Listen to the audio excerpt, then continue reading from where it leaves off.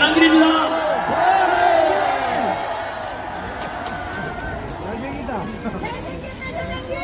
네, 반갑고 너무 감사합니다. 오늘 구미에 왔는데 중소도시라서 사람들이 적게 올 줄 알았는데 보다시피 끝이 안 보이네요. 구미시와 또 이 지역 주변에 많은 외국 시민들이 가득한 것 같습니다. 그리고 이제 탄핵 심판을 앞두고 있어가지고 저에게 중요한 시점에 여기 오신 여러분들께서 새로운 역사를 만들고 계시고 여러분들께서 또 이렇게 차가운 아스팔트에 나오시는 덕분에 윤석열 대통령께서 석방되었습니다. 그리고 곧 있게 될 탄핵 소추 심판에 대해서도 오늘 여러분들의 이러한 응원과 그리고 이 대한민국, 우리 자유 대한민국을 지키기 위한 여러분의 열망 덕분에 반드시 탄핵 각하되거나 기각되어서 우리 윤석열 대통령의 국가 시스템 정상화시키고 직무복귀시키고 다시 자유, 민주주의 대한민국이 살아날 것 같습니다.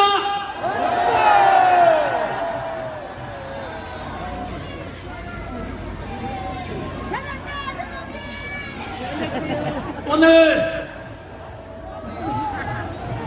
구미시에 오는 길에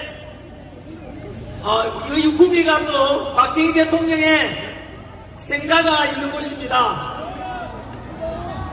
그래서 오는 길에 옥천에 들려가지고 유경수 여사님 생가에 들러서 인사드리고 왔습니다. 그리고 이 근처에 있는 박정희 대통령님 생가에 들러서 역시 인사드리고 왔습니다. 다들 아시다시피 지금 우리 대한민국 세계 국력이 6위입니다. 군사력 5위 그리고 제조업 강국 5위 이렇게 된 것은 아무래도 우리 국민들의 그리고 우리 할아버지 할머니 아버지 어머니 세대의 국가와 자식을 위해서 이렇게 헌신한 덕분 아니겠습니까?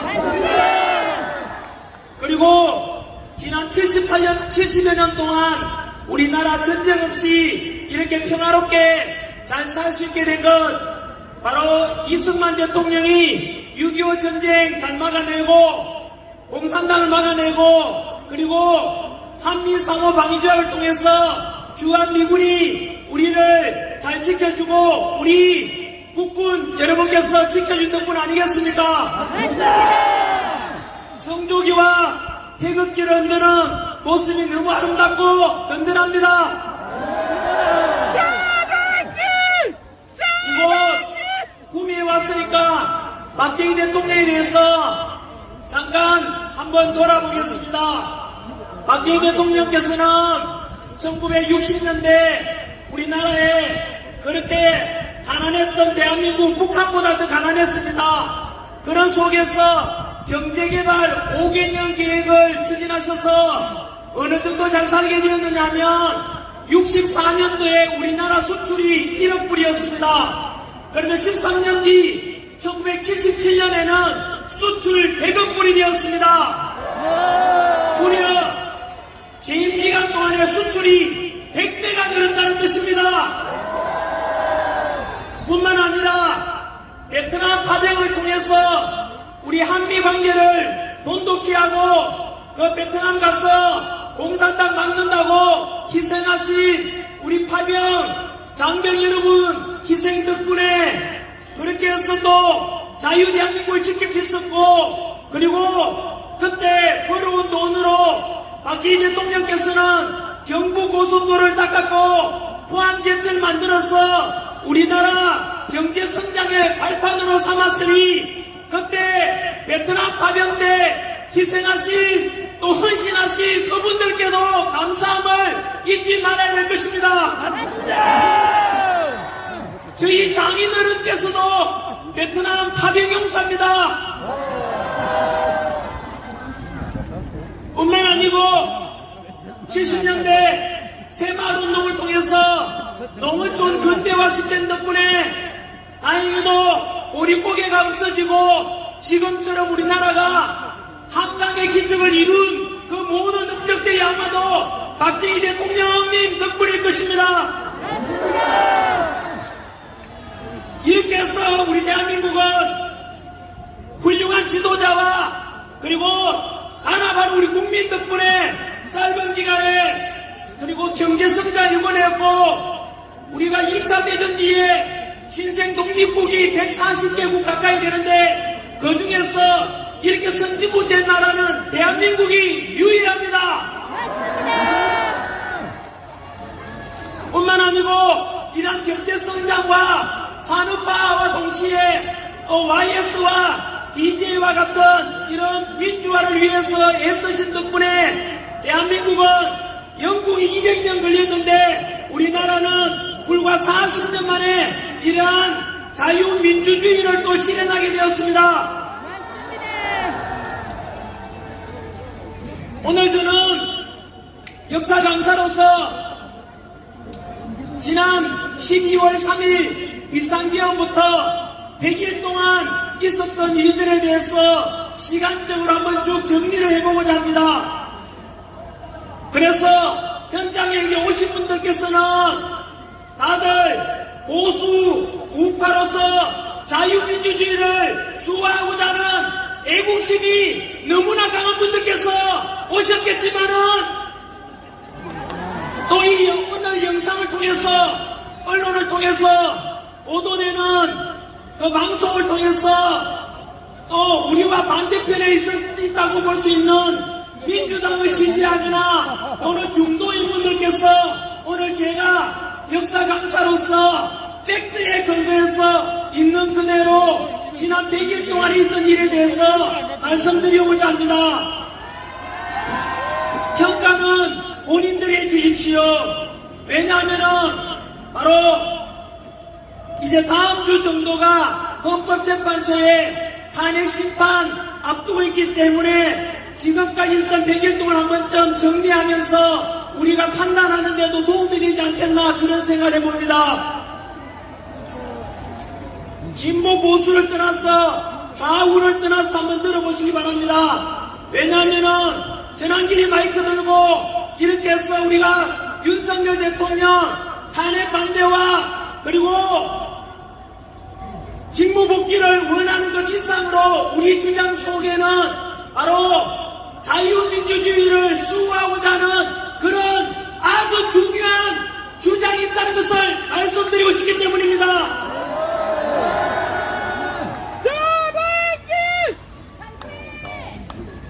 특별히 2030 세대 여러분들께서 잘 들어주셨으면 좋겠습니다. 지난 100일 전에 12월 3일날 비상계엄이 선포되었습니다. 그 즉시 민주당에서는 비상계엄은 곧 내란이다 라고 부르면서 언론에서도 똑같이 지금까지도 윤석열 대통령에 대해서 비상계엄은 곧 내란이다 라고 내란 속에 내란 우두머리라고 하지만 과연 누구의 주장이 맞는지 한번 생각해 보시기 바랍니다. 여러분 다 아시다시피 비상계엄이라는 것은 대통령의 헌법 77조에 보장된 고유 권한입니다. 그런데 내란이라고 하는데 사실 내란이 되는지 한번 보십시오. 윤석열 대통령께서는 헌법이나 법률을 중대하게 위반한 것도 없고 헌법에 따라서 비상계엄을 선포했고 그리고 2시간 만에 민주당에서는 바로 비상계엄 해제를 의결하였습니다. 그리고 6시간 만에 윤석열 대통령은 헌법과 법률에 따라서 비상계엄을 해제하였습니다. 그래서 단 한 명의 부상자나 또는 희생자 없이 평화롭게 끝났지 않습니까?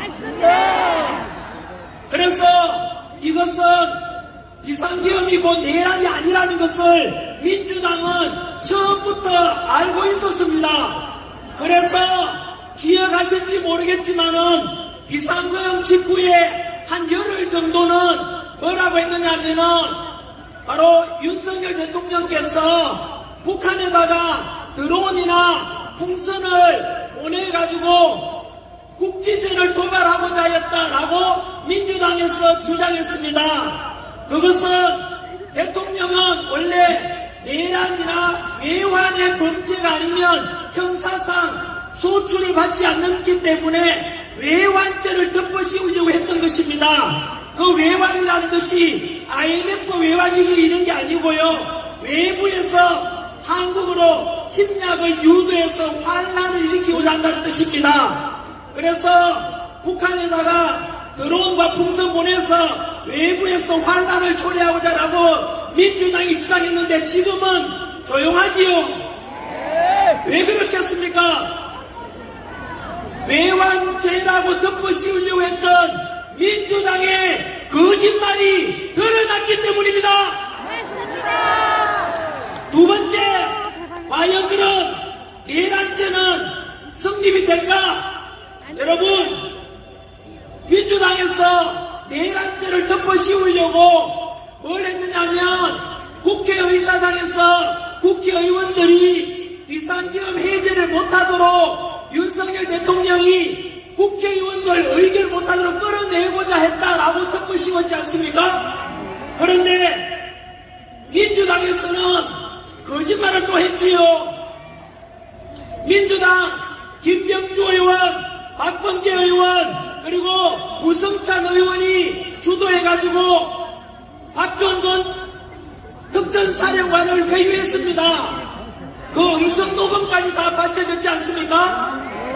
내용은 박종건 사령관한테 야, 니 내란죄다, 큰일 났다, 무기징역이나 사형에 처할 거다 라고 하니까 박종건 사령관이 겁이 나서 민주당에 회유가 돼가지고 결국은 민주당이 조작을 하게 해가지고 그 박종건 사령관 국회의원을 끌어내라고 한 것이 아닌데 요원을 끌어내라고 했는데 국회의원을 끌어내라고 거짓말을 덮어씌웠지 않습니까?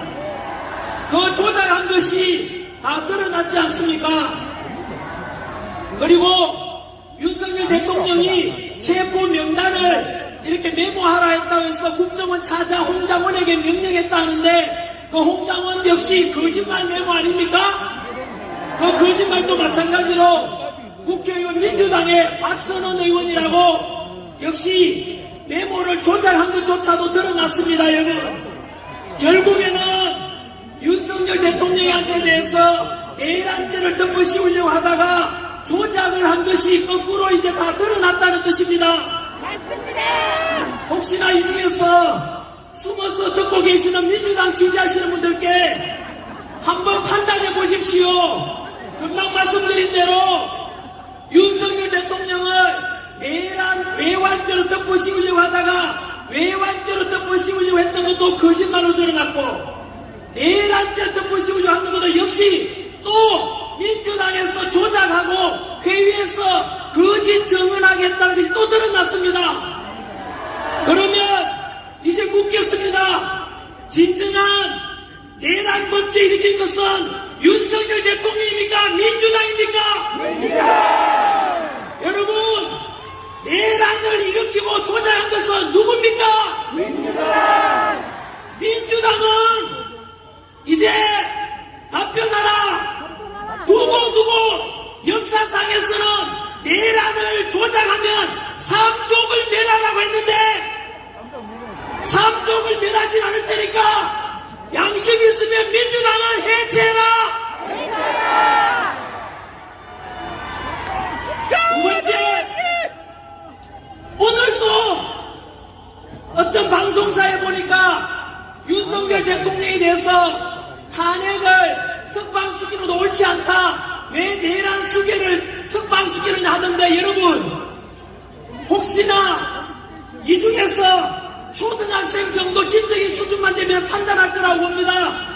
중학교 사회책에 나오는 내용입니다.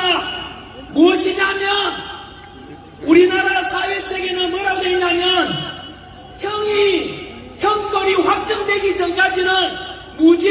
추정의 원칙이 있습니다.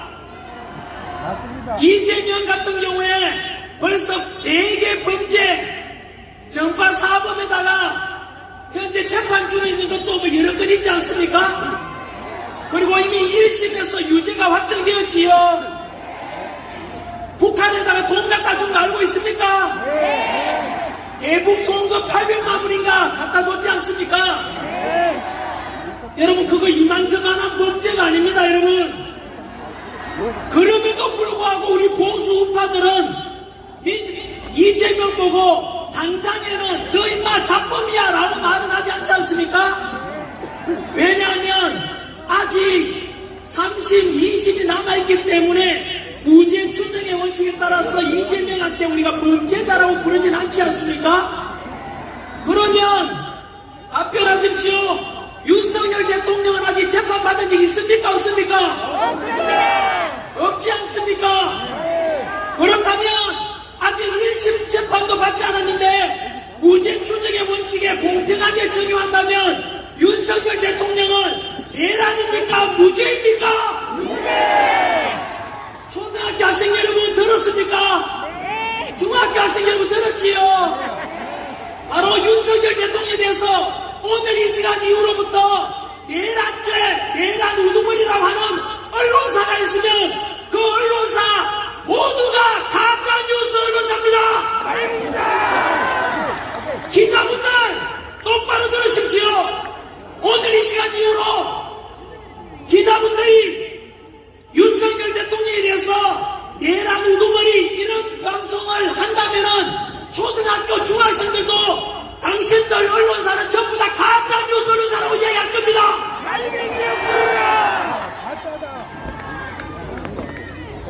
세 번째, 내란죄도 그래서 부르면 안 되고 내란은 윤석열 대통령 이런 것이 아니고 민주당이 조작을 했는 조선시대로 따진다면 3종을 멸할 만큼 민주당은 지금 엄청난 범죄를 저지른 겁니다.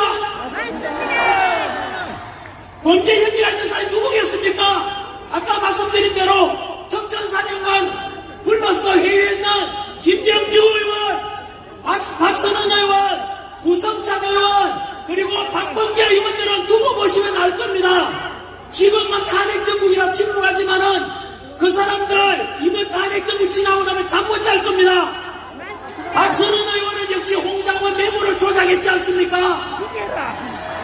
두고 보시면 원래 거짓은 진실을 이길 수가 없습니다.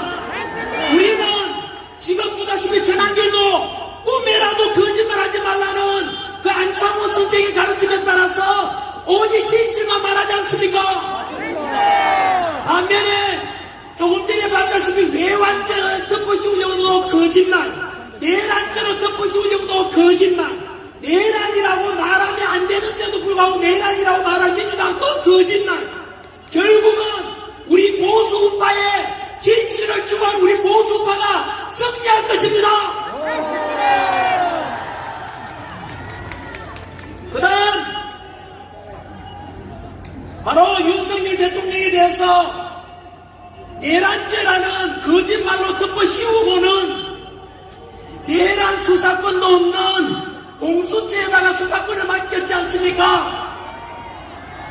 분명히 그것은 잘못되었다. 왜 내란 수사권이 없는 공수처가 수사를 하느냐? 오직 내란죄는 경찰만이 할 수 있거든요.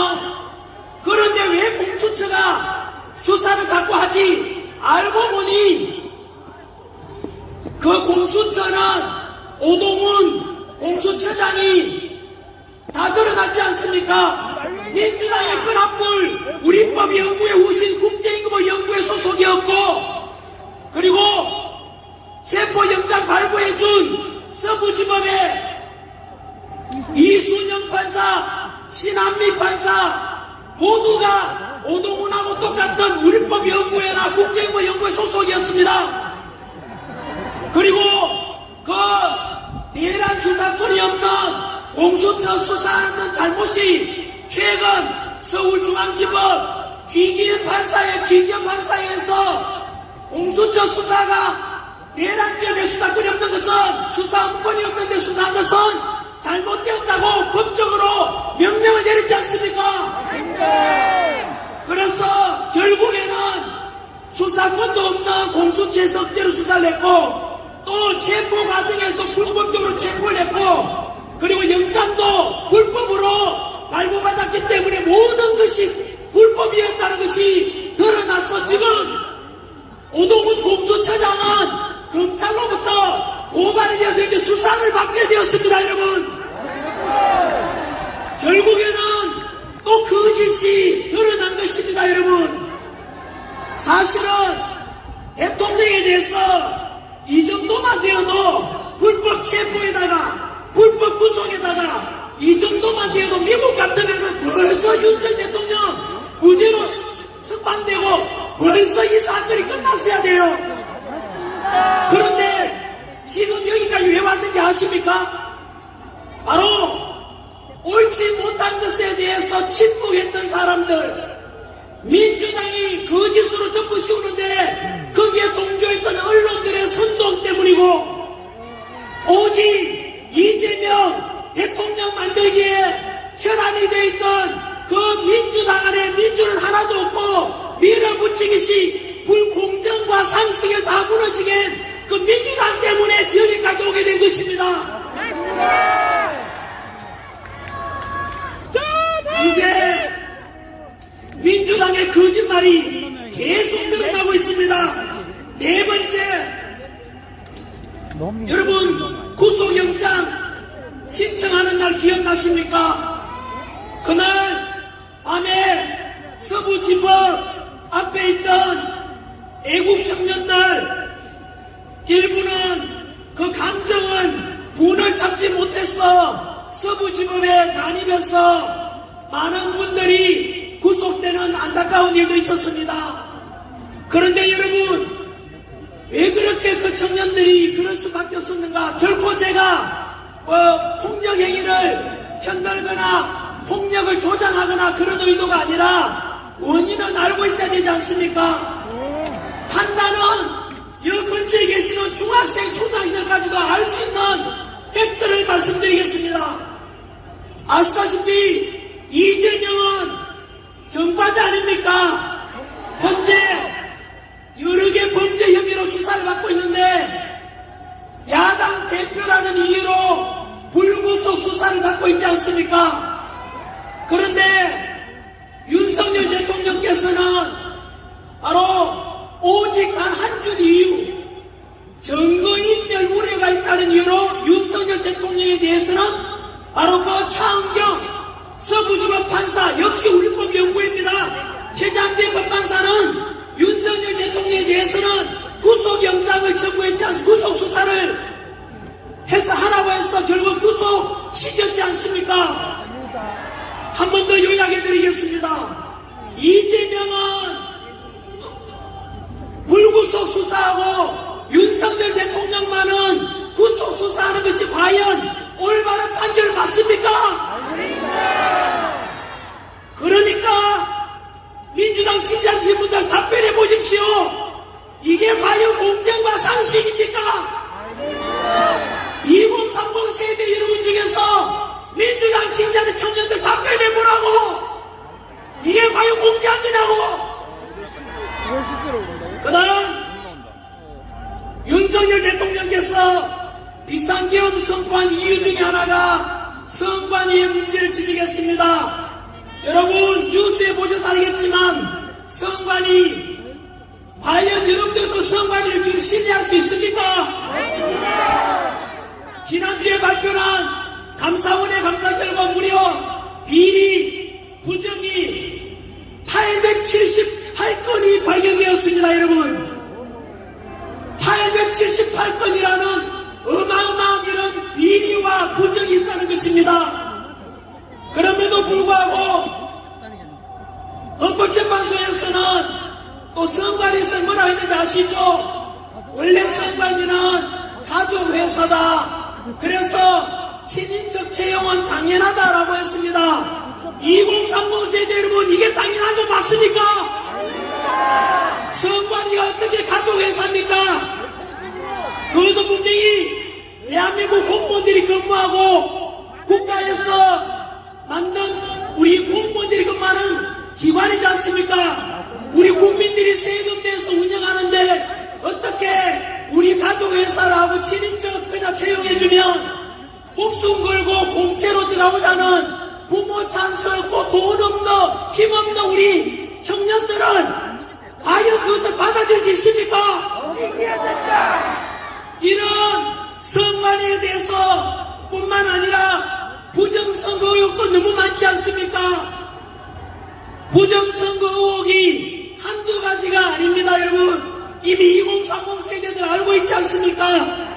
형상기억종이라 해서 이상하게 조작된 투표용지가 이만큼이 발견되고 또 사전투표는 깜깜입니다. 깜깜이. 이것은 제가 주장한 게 아니고 이영돈 전 KBS PD가 최근 유튜브에 올린 건데 여러분 이영돈 PD 부정선거 관련 영상 꼭 보십시오. 충격적인 것은 22대 총선에서 당일 선거에서는 졌는데 사전선거 개표 결과 역전돼서 떨어질 뻔한 국회의원이 당선된 것이 무려 50명이나 된다고 합니다. 전환길이가 그냥 주장하면 음모론이라고 하겠지만 그 음모론이라고 말하는 사람들 꼭 이영도 PD 증거 자료를 보십시오. 사전투표는 전산 조작에 의한 너무나 부정선거에 대한 의혹이 깊습니다. 이런 부정선거나 878건이나 되는 비리들, 쓰레기 덩어리 선관위, 그리고 그 선관위에 대해서 감사원에서 감찰하는 것을 헌법재판소에서 감찰하면 안 된다고 했습니다. 왜 그런지 아십니까? 현재 헌법재판소의 재판관 8명 중에 6명이 선관위원장 출신입니다. 이 말은 선관위도 판사고 헌법재판소 판사고 그러니까 우리 힘없는 사람들은 손도 못 대고 그 힘있는 판사 사법부 카르텔이 형성되어 있다는 뜻입니다.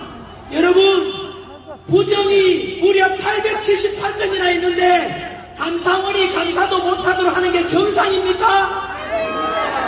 이런 쓰레기 덩어리 부정투성인 바로 선관위에 대해서 앞으로 개선하자라고 주장하는 전환기를 민주당이 고발했습니다. 2030 세대 여러분 무조건 이재명 대통령 만드는데 미친 사람처럼 아무 생각이 따라가지 말고 제발 IQ 80만 되면은 판단 좀 해보시라고요. 문제투성이 여러분 선관위의 그 인사채용 비리는 흑수저 출신 부모님 돈 없고 백 없는 부모님은 나가서 죽어버려야 이 말 아닙니까? 왜 그러면은 2030 세대들 이재명 지지하는 사람들 분노하지 않습니까? 과거에 독재에 맞서서 민주화 운동했던 분들 답변해보라고요.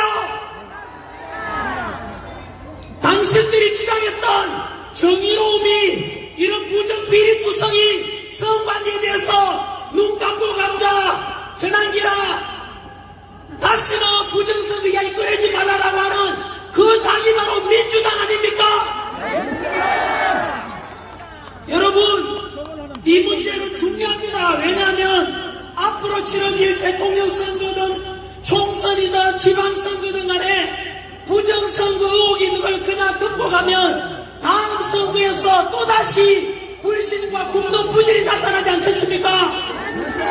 그러면 앞으로 부정선거 의혹이 있는 사전투표를 없애고 당일 투표만 하고 선거날은 수요일이 아니라 금요일 하면 됩니다. 그리고 아침 6시부터 저녁 6시가 아니라 저녁 밤 12시까지 하면 됩니다. 그리고 토요일날 개표하면 됩니다.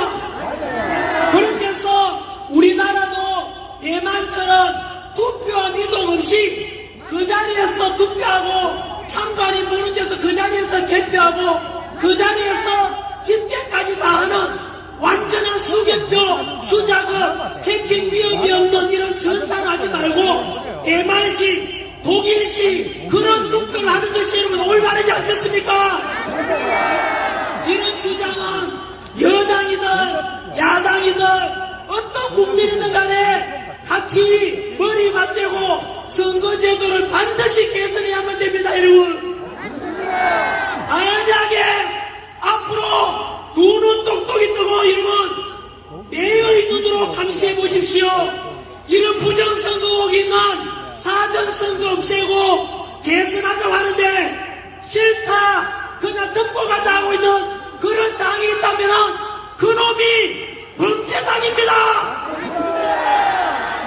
지금 현재로서는 그 당이 바로 어느 당입니까? 바로 민주당이 부정선거 의혹을 제기하는 사람은 바로 또 새로운 의법을 발의했습니다. 이제부터 부정선거 의혹만 제기해도 징역 10년 이하에 처하겠다는 악법을 또 발의했던 당이 민주당입니다. 전국에 있는 대학생 여러분 들었습니까? 부정선거 의혹을 제기해도 10년 이하의 징역이 처한다고 카카오톡도 금전한다고 유튜브도 협박하고 이 당이 도대체 어느 당입니까? 이런데도 이런 불의하고 부정 저지르는 민주당에 대해서 침묵한다면 당신도 암묵적인 불리한 사람이고 불법에 동조하는 영혼이 없는 자유민주주의를 말살하고자 하는 공범자가 될 것입니다.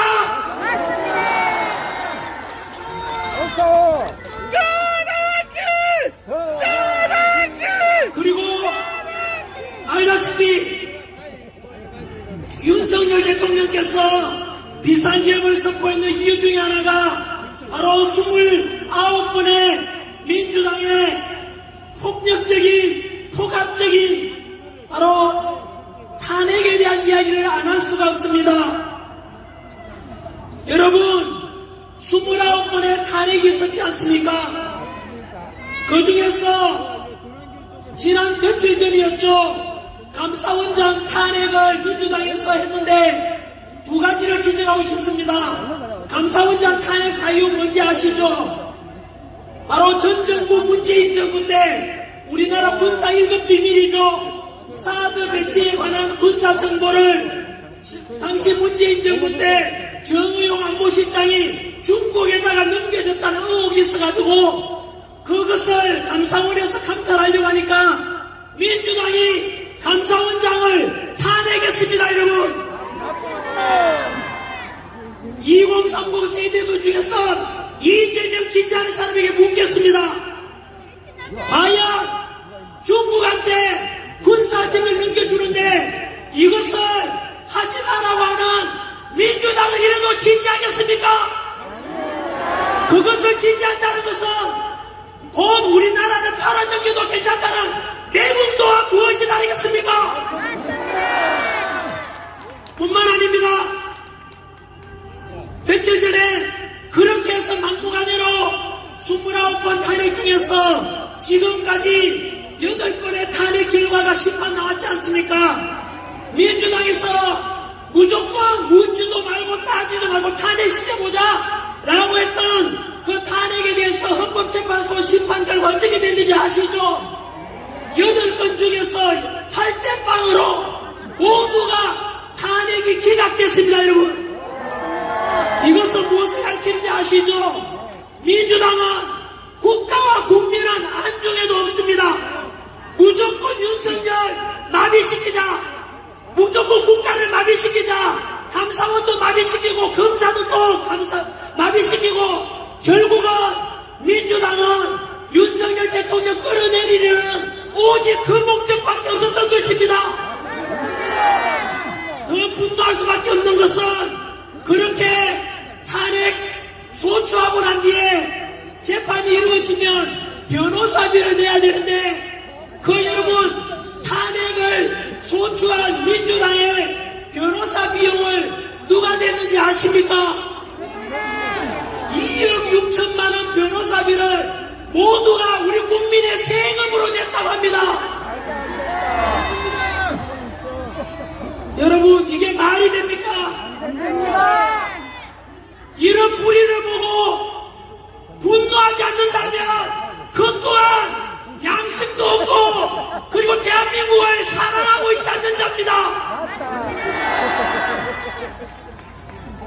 일곱 번째, 초안전이라고 들어보셨지 않습니까? 윤석열 대통령께서 탄핵 비상계엄 선포한 이유 중에 하나가 중국의 하이브리드 전쟁 초안전에 관한 것을 말씀하셨습니다. 무슨 말인고 하니, 여러분, 우리가 지금 탄핵 반대 주장하는 게 집회 열고 있지만은 단순한 탄핵 반대를 넘어서 자유민주주의를 수호하고자 하는 주장이 있지 않습니까? 무슨 말이냐? 우리나라는 이번에 윤석열 대통령께서 비상계엄 선포하지 않았다면 이미 우리나라는 제2의 홍콩이 되고 제2의 중국이 되어서 중국의 속국이 되었을 것이라고 합니다. 이미 상당히 많은 지식인들이나 상당히 많은 상류층 사람들은 이 사실을 이미 너무 우리나라에 깊이 들어와 있어서 포기한 사람이 많았습니다. 우리나라 이제 끝났다. 우리나라는 자유민주주의 다 붕괴된다.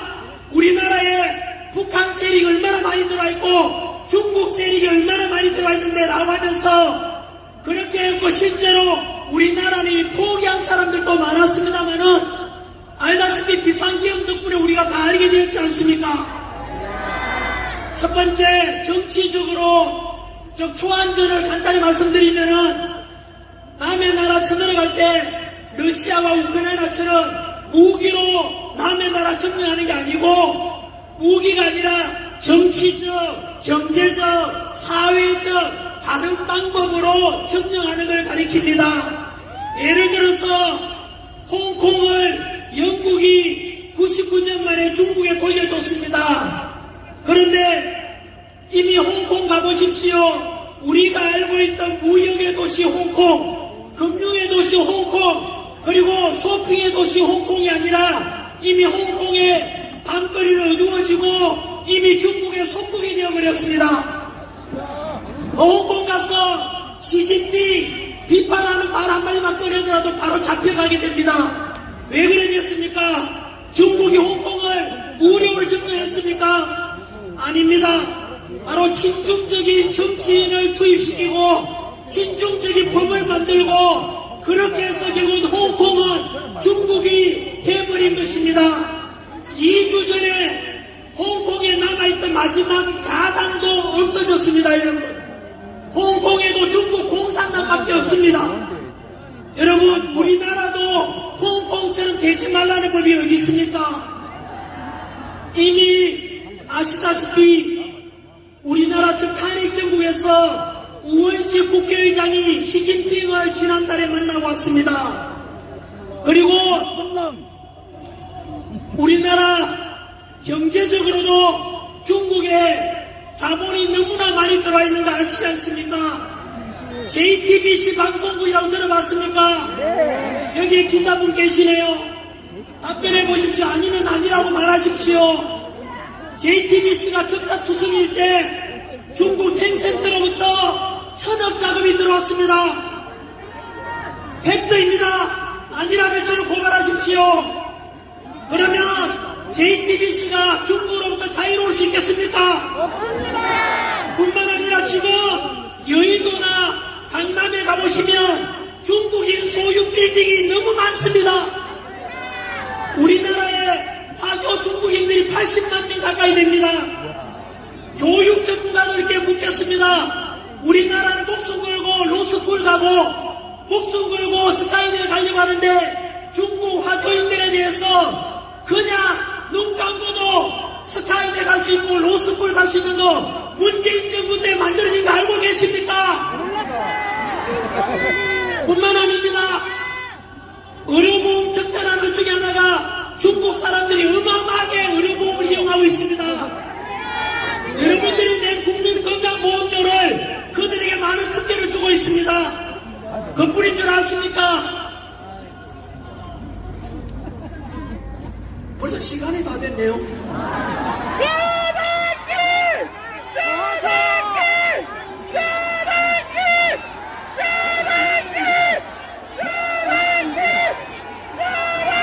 짧게 해드리겠습니다.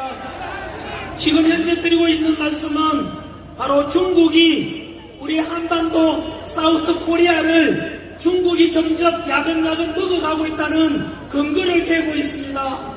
정치적으로도 신중적인, 특히 문재인 정부 때 기억나십니까? 우리나라 원자력 발전하지 마라. 대신에 중국에서 태양광 어마어마하게 들어온 거 아십니까?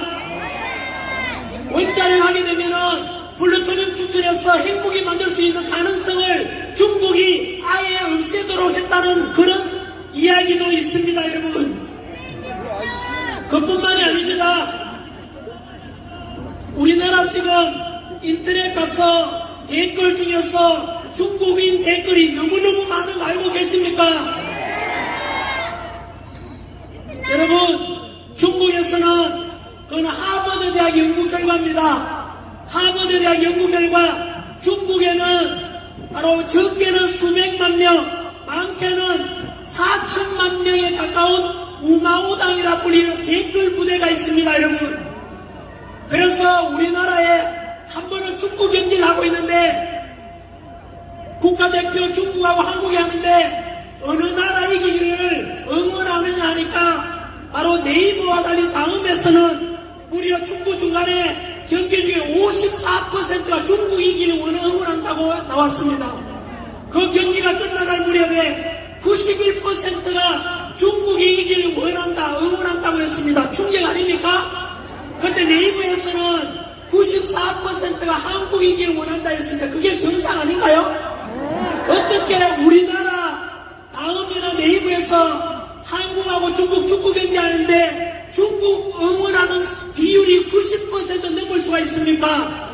조사해보니까 그 중국을 응원한다는 서버에 바로 그곳이 네덜란드에 있는 거였습니다. 네덜란드 사람들이 중국을 응원함이 없지 않습니까? 결국은 중국의 댓글 부대 서버를 네덜란드에 두고 우리나라의 여론을 조작하고 있는 것입니다.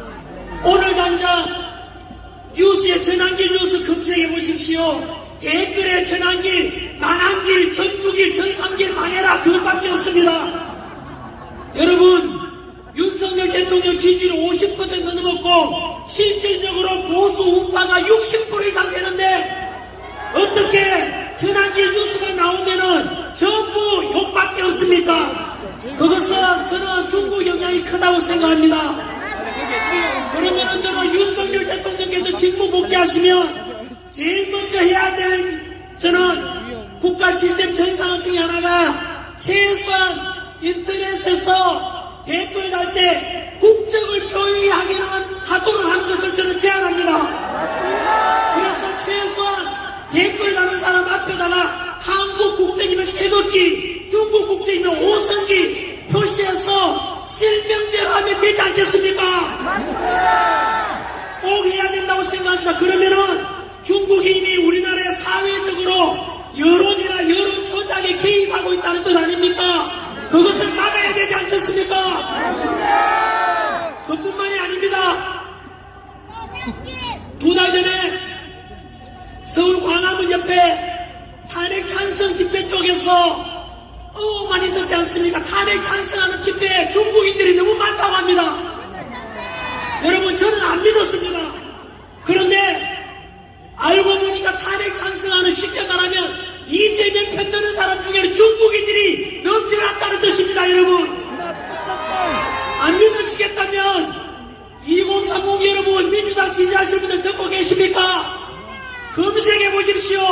주한 중국 대사관에서 공식적으로 중국인들은 탄핵 찬성하는 쪽에 집회에 가지 말아라고 공식적으로 발표했습니다. 그 말은 중국인들이 얼마나 이재명 지지하고 민주당 지지하고 탄핵 찬성하는 집회에 많이 참석했다는 증거 아니겠습니까? 그렇다면 앞으로 탄핵 찬성하는 쪽에서는 중국 오성기 흔들고 북한 인공기 흔들어라! 우리 자유민주주의를 수호하고자 하는 보수 우파들은 태극기와 성조기를 흔듭시다! 여러분 스스로 선택하십시오. 여러분들은 중국 오성기와 그리고 친북적인 민주당이 좋아하는 북한 인공기와 중국 오성기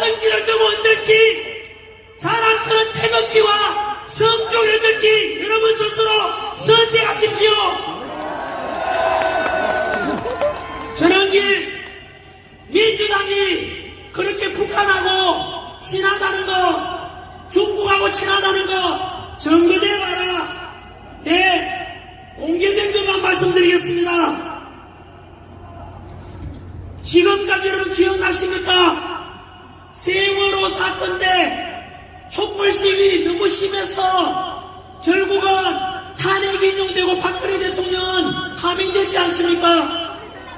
그때 탄핵 심판에 참여했던 헌법재판관이 비공개로 이런 말 했지요.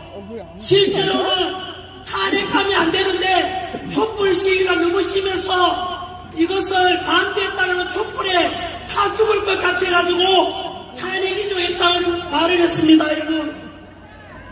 여러분 그 촛불 집회 쉽게 말하면 세월호 사태 때 그리고 이태원 참사 때 그리고 광우병 파동 때 그리고 후쿠시마 오염수 방류 때 그럴 때 여러분 촛불 시위가 심했지 않습니까? 온데 난리였습니다. 이태원 참사 때도 세월호 참사 때도 그 가족들이나 유가족들은 너무 가슴이 아파서 빨리 상처를 잊고 싶고 싶은데 계속해서 떠들었지 않습니까? 그때 민주당이 그 촛불 시위를 주도했었지요. 그 민주당과 항상 같이 다니는 조직이 바로 민노총 아닙니까? 정교조 아닙니까? 민노총 간부가 작년에 간첩죄로 15년형을 선고받았지 않습니까? 그 민노총 간첩죄로 적용받을 때 조사해보니까 그 북한 지령군을 받고 있다는데 그것을 얼마 전 우리 윤석열 대통령 측 변호인단 김계리 변호사가 공개했지 않습니까? 지금도 인터넷 가서 검색해보시면 떠 있습니다. 그 간첩, 민노총 간첩 알고 보니까 북한 지령군이 내려왔는데 바로 이태원 참사를 촛불 시위와 연결해서 윤석열 정부를 혼란에 빠뜨려라 라고 했는 것이 북한 지령군이었습니다. 여러분 그렇다면 북한 지령군을 받아서 촛불 시위와 연계해서 이태원 참사를 통해 계속해서 혼란을 부추겨라 라고 했는 것이 북한 지령군이고 그 북한 지령군을 받은 것이 민노총이고 그 민노총을 따라간 것이 한양의 민주당 아닙니까? 그러면 민주당은 답변하라. 과연 대한민국 정당인지 북한 공산당인지 답변하라. 이래도 민주당이 친북당이 아니라고 떳떳하게 말한 사람 있습니까? 저는 없는 이야기는 절대 하지 않습니다. 근거를 가지고 말씀드립니다. 언제나. 하지만 언론에서는 역시 오늘 우리 집회도 이렇게 많은 사람 꽉 찼지 않습니까? 돌아보십시오. 여러분 저기 끝이 안 보입니다. 바로 이렇게 많은 곳이 지난주에도 그랬고 그 앞주에도 그렇고 탄핵 찬성하자 이재명 불법이든 나발이든 대통령 만들자고 하는 그 탄핵 찬성 쪽에 집회 이르는 우리 자유민주주의를 수호하고자 하는 탄핵 반대하는 집회보다 집회 인원이 10분의 1도 안 되지 않습니까? 그런데 10분의 1도 안 되는 탄핵 찬성 쪽을 탄핵 반대하는 쪽이라고 보도한 뉴스가 어딘지 아십니까? 바로 JTBC였습니다. 중국한테 돈 받아먹고 가짜신문, 가짜뉴스 보도하는 JTBC 며칠 전에 뉴스에 보니까 전환기를 보고 다시 또 거부라고 보도하네요. 전환기를 거부라는 증거가 어딨나? 그리고 광화문 집회든 우리 세이브 코리아 집회든 간에 폭력이 단 하나는 있습니까? 거부라는 것은 언제나 독일에 있던 나치즘처럼 전체주의고 꼭 폭력성을 동반하지만은 우리는 하나님을 사랑하고 부처님의 자비를 또 믿는 사람 많지 않습니까? 이런 종교의 자유가 있고 그 종교의 가르침, 부처님의 가르침이든 예수님 가르침이든 다 자비를 베풀고 이웃을 사랑하라는 좋은 가르침을 믿고 있지 않습니까? 그런 속에 우리는 분열이 아니라 언제나 화합을 주장하고 평화를 주장하는데 우리가 거부 맞습니까? JTBC를 자꾸 거부라고 합니까? MBC도 전환기를 거부라고 보도하대요. 제가 분명히 말씀드렸죠. 지난주 집회 때 반드시 전환기한테 다시 거부라고 하거나 윤석열 대통령을 내란이라고 말하는 언론이 있으면 제가 공개한다 그랬죠. 그 언론이 바로 MBC, JTBC입니다.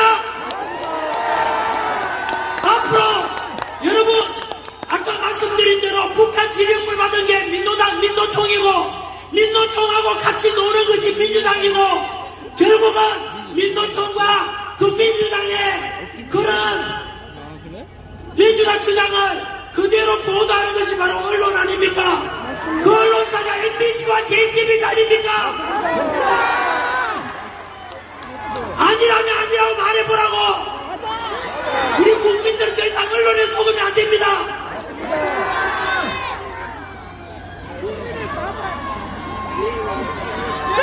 마무리 짓겠습니다.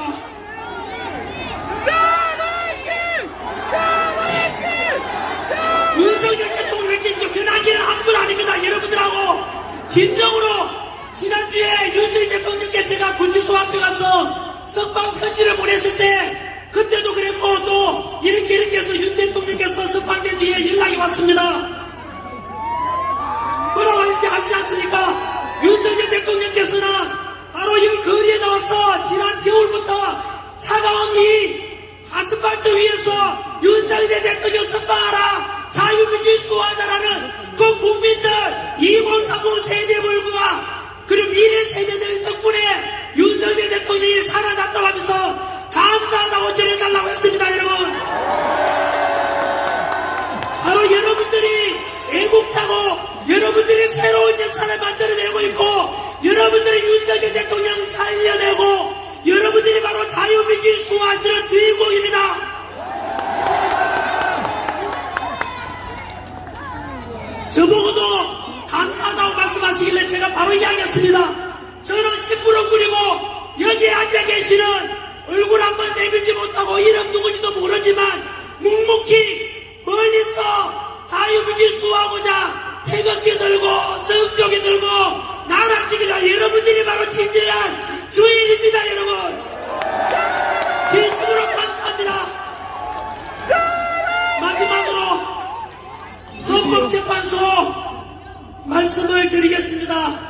지금까지 말씀드린 대로 비상계엄을 선포한 이후로 지금까지 역사적으로 제가 바로 차례대로 정리했지 않습니까? 민주당이 외환죄 덮으시 올려다가 거짓말로 드러나고 내란죄 덮으시 올려다가 또 거짓말로 드러나고 그리고 선관위에 많은 문제가 있다고 하지만 윤석열 대통령 문제가 있다고 했는데 민주당은 덮보가 나지 않습니까? 과연 누가 공정하고 누가 법치를 존중하는 겁니까? 공수처가 분명히 문제 있다고 했지 않습니까? 우리는. 하지만 민주당은 공수처에다가 문제 없다고 했지만 다 드러나고 있지 않습니까? 공수처의 불법 체포, 불법 수사, 불법 영장 전부 가짜 아닙니까 여러분? 이런 것들 제발 우리 그나마 희망이 있다고 생각되는 KBS, SBS라도 제발 좀 보도 좀 해주십시오. 다음 집회 때 여러분처럼 저에 대해서 신뢰를 가진다면 목숨 걸고 여러분들 앞에 저는 진실을 밝혀 나갈 것입니다. 어느 언론사가 왜곡하고 어느 언론사가 가짜뉴스 보도하는 줄 제가 낱낱이 보도해 말씀드려서 그 언론사들은 모두가 국민들로부터 등 돌리고 중국 가서 방송을 하든지 북한 가서 하든지 하라고 제가 싸우겠습니다. 뿐만 아니죠.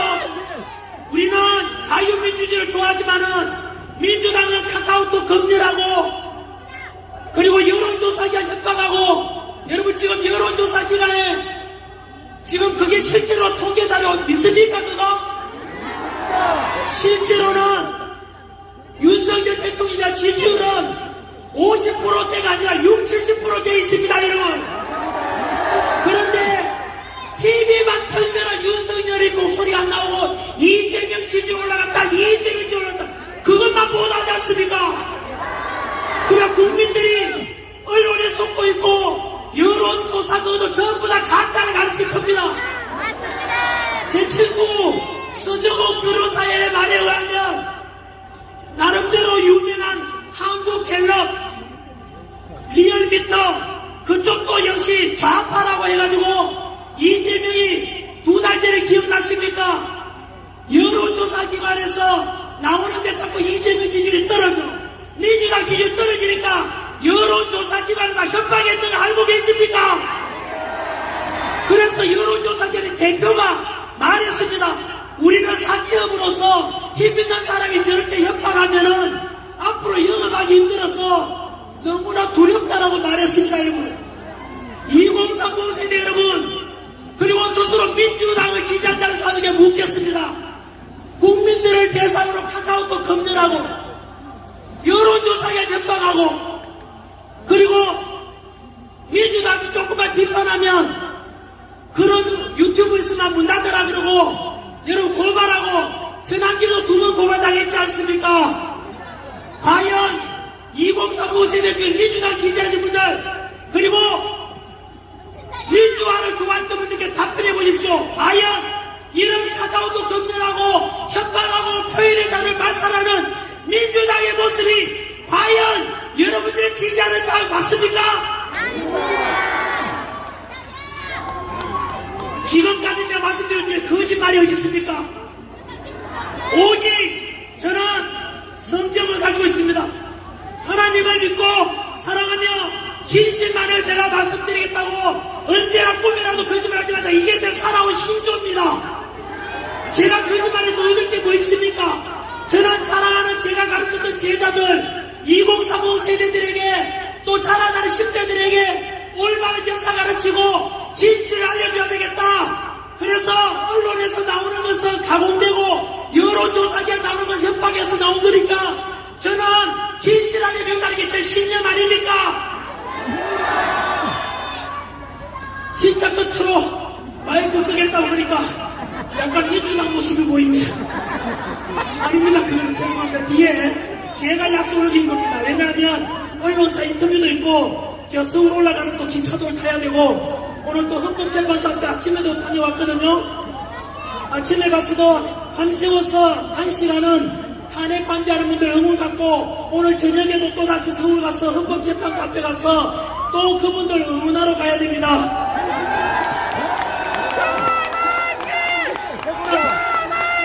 3분만 봐주십시오. 3분만. 첫 번째, 헌법재판소는 지금 어떤 결정 내리냐에 따라서 나라가 망하고 국민 두 조각 나고 그리고 진짜 헌법재판소는 가루가 되어 사라질 수 있는데 그러면 어떻게 되느냐? 여러분 아까 말씀드린 민주당은 거짓을 향해서 왔죠. 왜 그런지 아십니까? 민주당 안에서도 알고 있어요. 왜 그러면 민주당 거짓말 해야 되는지 아시죠? 오직 목표가 이재명 대통령 만들기 하기 때문에 거짓을 하고 있는 거예요. 민주당 안에 더불어민주당에 민주는 없고 더불어 협박당, 더불어 독재당이에요 지금. 더불어 불법당 아닙니까? 거짓말다, 거짓말다. 그래서 마지막에 심판이 헌법재판소 이제 다음 주로 예상되는 결과를 기다리고 있는 중입니다. 금방 말씀드린 대로 저는 헌법재판관들에게 말씀드리고 싶습니다. 솔로몬의 지혜로운 재판이 필요할 때입니다. 어떻게 하면 국가도 망가지지 않고 어떻게 하면 국노분열 두 주가 국민들이 나뉘어지지도 않고 통합할 수 있으며 어떻게 하면 헌법재판도 살아남을 수 있을까? 한 가지 방법이 바로 탄핵 각하를 결정하는 것입니다. 그렇게 하면 각하를 결정하게 되면 바로 첫 번째 헌법재판소 안에서 지금 재판 심리 과정에 불법적인 게 10가지가 있었다고 합니다. 우리나라 최고 헌법 권위자였던 허영 교수님의 발표입니다. 10가지 불법적이 있었으니까 각하를 해버리면은 바로 탄핵 소추 구성 요건이 안 되기 때문에 불법적인 10가지도 용서받을 수가 있고 또 국론이 분열되지 않습니다. 왜냐하면은 탄핵 찬성하는 쪽이나 민주당에서 할 말이 없어요. 왜냐하면 억지로 지금 문영배, 이민선, 정정미, 정계성 같은 이재명 딸랑이들 집어넣어놨지 않습니까? 그런데도 불구하고 각하 결정이 나올 때면 오죽 조건이 안 됐으면 그랬겠냐 해서 탄핵 찬성하는 사람도 사실은 할 말이 없어져요. 그래서 결국 국론도 다시 통합할 수 있고 헌법재판관도 그 불의한 재판관들도 그나마 용서받을 수 있는 방법이 바로 각하 결정입니다. 그렇게만 되면은 윤석열 대통령께서 이미 석방됐지 않습니까? 진보 복귀하셔가지고 올바른 법에 따라서 또 공정하게 새로운 2.0 우리 이재명을 가고 갈 가능성이 크죠? 바로 2.0 우리 윤석열 정부가 만들어질 거라고 믿고 있습니다. 그래서 우리 오늘 헌법재판소의 심판 앞두고 오늘이 마지막 이제 이런 집회 같은 느낌이 들어서 제가 지금까지 100일 동안 있었던 일에 대해서 한번 정리를 해드렸습니다. 보시다시피 여러분 누가 거짓이고 누가 진실인지 아시겠죠? 언론보다는 전환길이 진실일 것이고 민주당보다는 윤석열 대통령이 진실일 것이고 탄핵 찬성하는 쪽보다는 반대하는 쪽이 진실일 것입니다. 한 번 더 혹시나 우리 탄핵 반대 전환길 집회를 어떻게 생각하는지 그동안 의심했던 분들 들으셨습니까? 저희들은 탄핵 반대하는 일이 많이 모여서 주장하는 내용이 폭력이나 분열이 아닙니다. 통합과 화합을 원하고 있고 평화를 원하고 있습니다. 그리고 친중적이 되어서 제2의 홍콩이 되는 걸 막고 더욱더 자유민주주의가 확고해지고 그래서 우리 2030 세대들, 미래 세대들, 우리 아들, 딸, 손자, 손녀들이 살아갈 이 대한민국은 바로 자유가 넘치고 자유가 가득하고 마음껏 자유함을 누릴 수 있는 그런 대한민국을 물려주고 싶어서 이렇게 주장하고 있지 않습니까?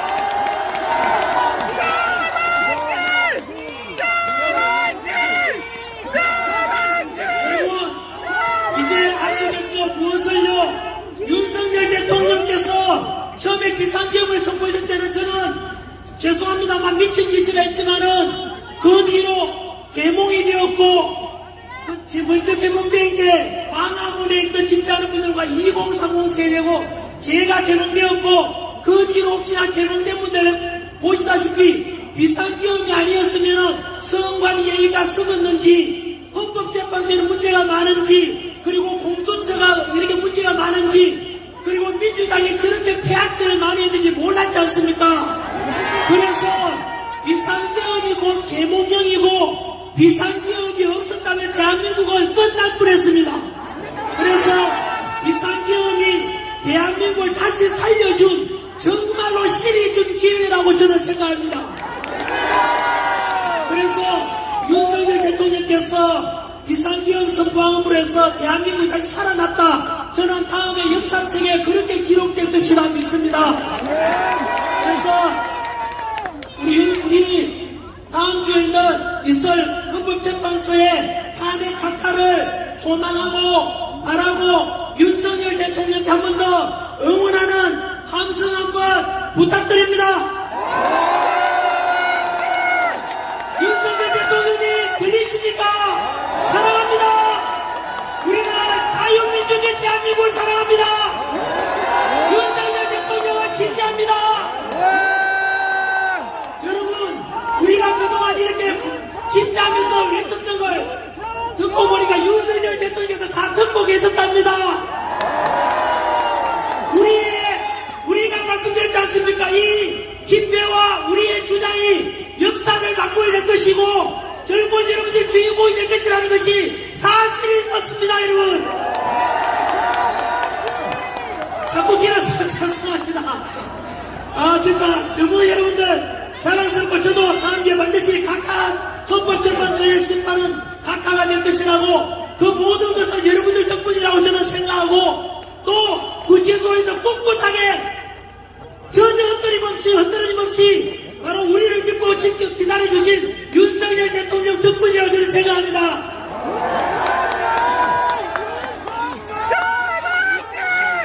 만세 한번 외치고 싶습니다.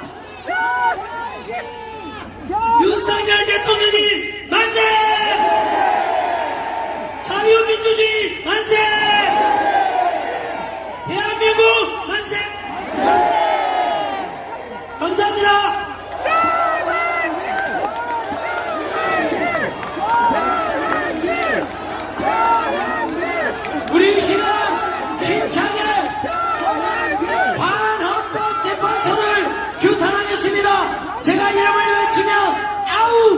이렇게 힘차게 외쳐주십시오.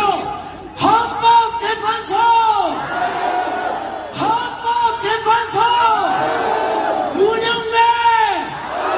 문영배! 이미선! 이미선! 정경래! 장세기! 사실 제 연세 드신 저희 어머니께서 올라와 계십니다. 그리고 저희 누나랑 자연도와 계시는데 너무 고맙습니다. 어머니 건강하시고 오래 사주십시오. 윤석열 대통령님과 대한민국 더 발전하는 걸 지켜봐야 되지 않겠습니까? 우리 어머니 사랑